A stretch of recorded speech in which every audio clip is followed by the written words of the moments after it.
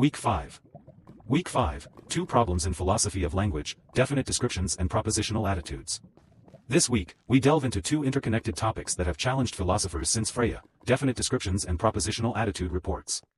These issues are foundational to understanding how language relates to meaning, reference, and belief. We will examine the approaches of Freya, Russell, Kripke, and others, exploring their theories and responses to these enduring problems. Definite descriptions. Definite descriptions are phrases like, the wife of the last Tsar, or the teacher of Alexander the Great. These phrases appear to refer to specific objects or individuals, much like proper names, e.g., Aristotle. However, their behavior in language raises several questions and philosophical problems. Freya's approach. Freya proposed that definite descriptions and proper names are singular terms that aim to refer to specific objects. They possess both sense, the mode of presentation, and reference, the object they denote. If there is no referent for a term, sentences containing that term lack a truth value, e.g., the present king of France is bald. Freya used sense to address several problems. Identity statements, explaining why the morning star is the evening star, is informative, even though both refer to Venus, by recognizing differences in sense. Propositional attitudes, understanding why terms with the same reference cannot be substituted in belief reports without changing meaning. Non-existent objects, explaining how terms like Odysseus can still have meaning despite lacking a real-world referent. Russell's theory. Russell rejected Freya's reliance on sense and offered a strictly world-directed theory. According to Russell, definite descriptions are not referring expressions. They do not denote objects by themselves but function as denoting phrases. The meaning of a definite description depends on the structure of the sentence it occurs in. Russell's theory of descriptions reformulates sentences to avoid problems with non-referring expressions. For instance, original, the present king of France is bald. Russell's reformulation, there is exactly one object that is now king of France, and that object is bald. This reformulation avoids the problem of non-existent objects and preserves the law of excluded middle, LEM. According to LEM, for every meaningful proposition, either it or its negation must be true. Russell's approach ensures, if there is no present king of France, both the present king of France is bald and its negation are false. Instead, it is not the case that there is exactly one king of France and that he is bald becomes true. Propositional attitudes. Propositional attitudes describe mental states like believing, hoping, or doubting that relate a subject to a proposition, e.g., Alice believes that the evening star appears in the evening. These sentences are tricky because they involve context and perspective, which challenge standard semantic theories. Freya's solution. Freya argued that contained sentences in propositional attitude reports do not retain their normal reference. Instead, they carry their sense. Swapping terms with identical references, e.g., evening star for morning star, is invalid because their senses differ. This explains why Carol believes that the evening star appears in the evening can be true. Carol believes that the morning star appears in the evening can be false, even though the terms refer to the same object, Venus. Freya's analysis avoids psychologism by treating sense as a property of linguistic expressions, not mental states. Russell's critique. Russell disagreed with Freya's emphasis on sense, arguing instead for a reanalysis of propositional attitudes using logical tools. Wide versus narrow scope.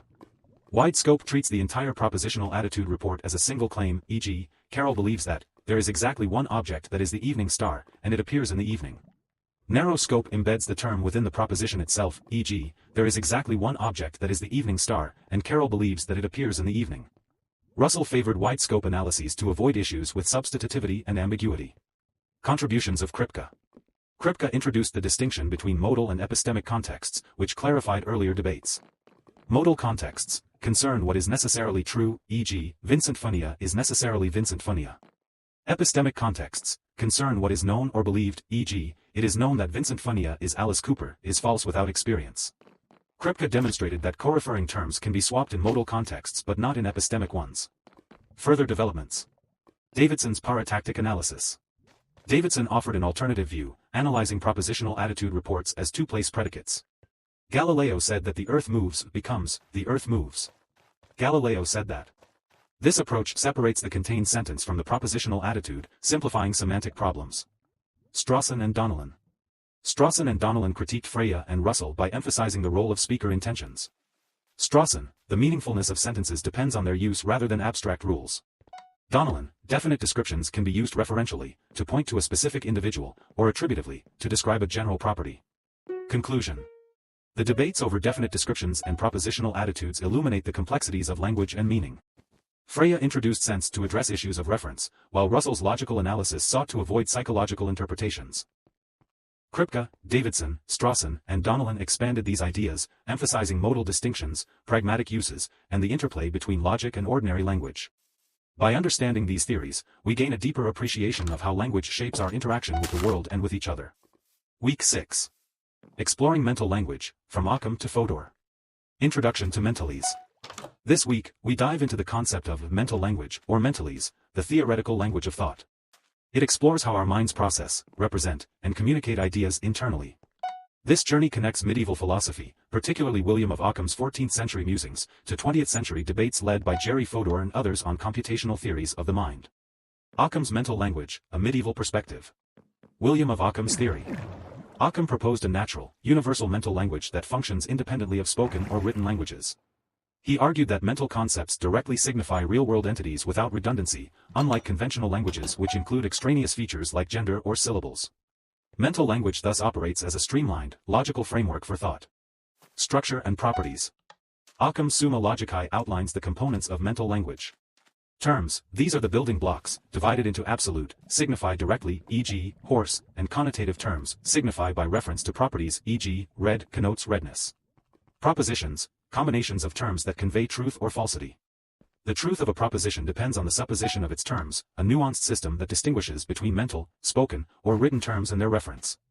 Universals and abstractions. Mental language accommodates universals, e.g., man as a species, through single mental concepts representing multiple particulars. For Occam, universals exist only as concepts in the mind.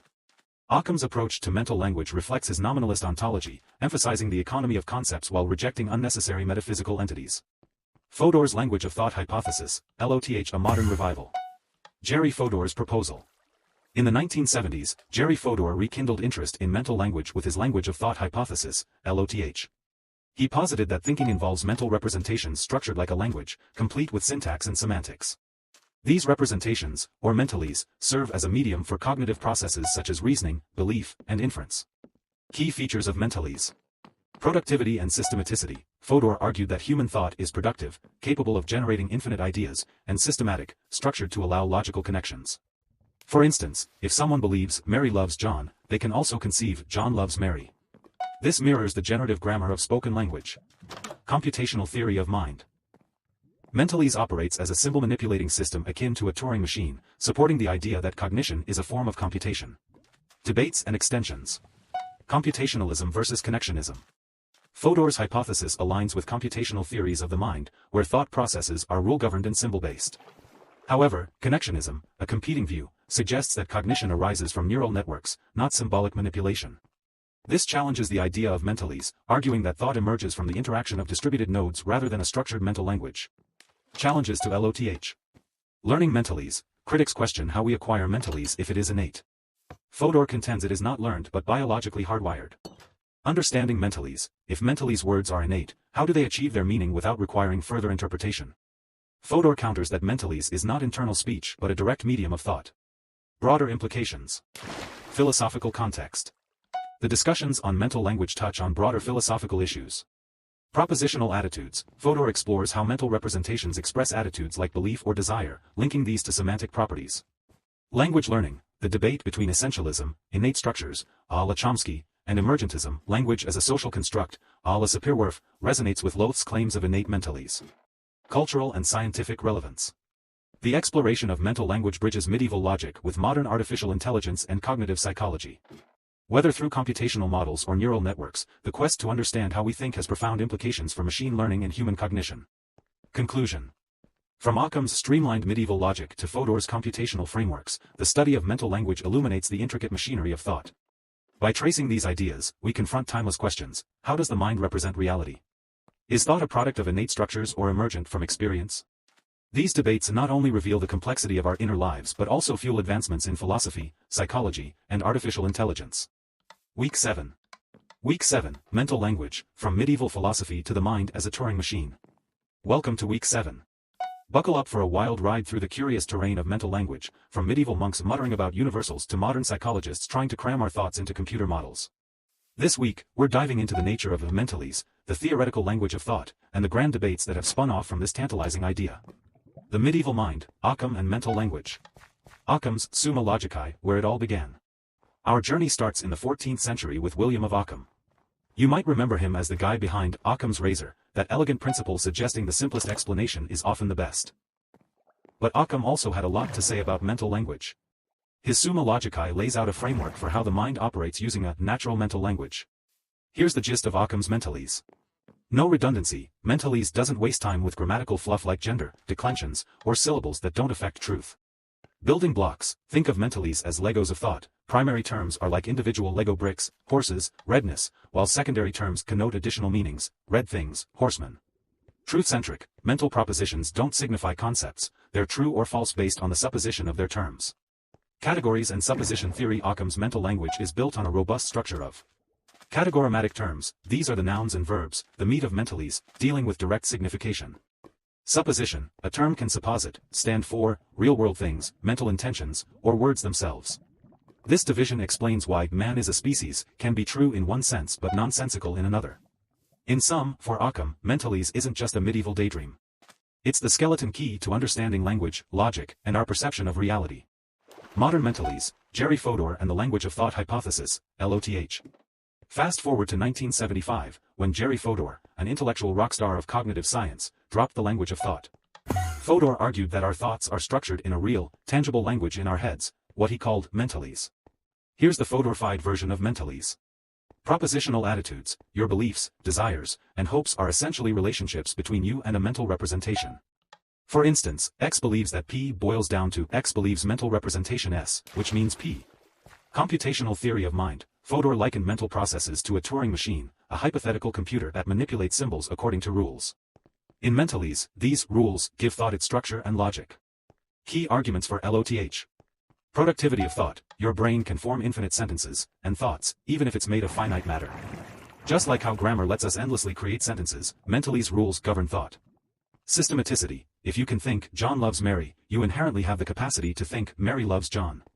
Thoughts are interconnected, systematic, and logical.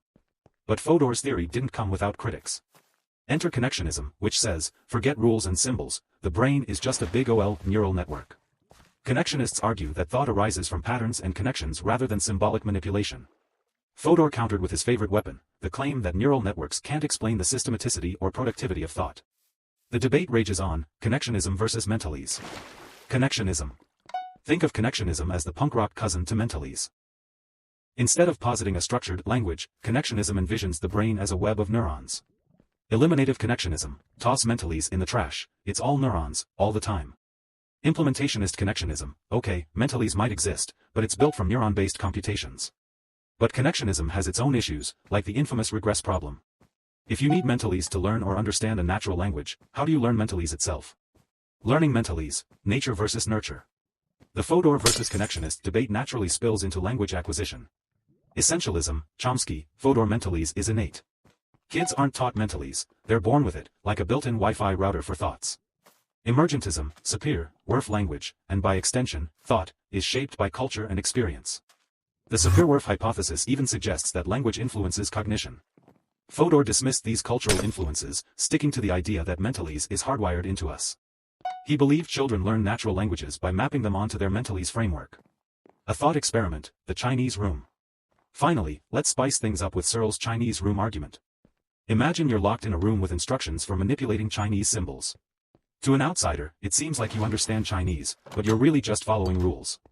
Searle used this to challenge computational models of the mind, arguing that rule following alone isn't thinking. Fodor might say, sure, the room isn't thinking. But mentalese? That's the real deal, it's where the meaning lives. So, what did we learn? Occam gave us a medieval blueprint for mental language, focusing on truth and simplicity. Fodor turbocharged this idea with LOTH, arguing for a computational approach to thought. Connectionists challenged this, presenting the brain as a neural network.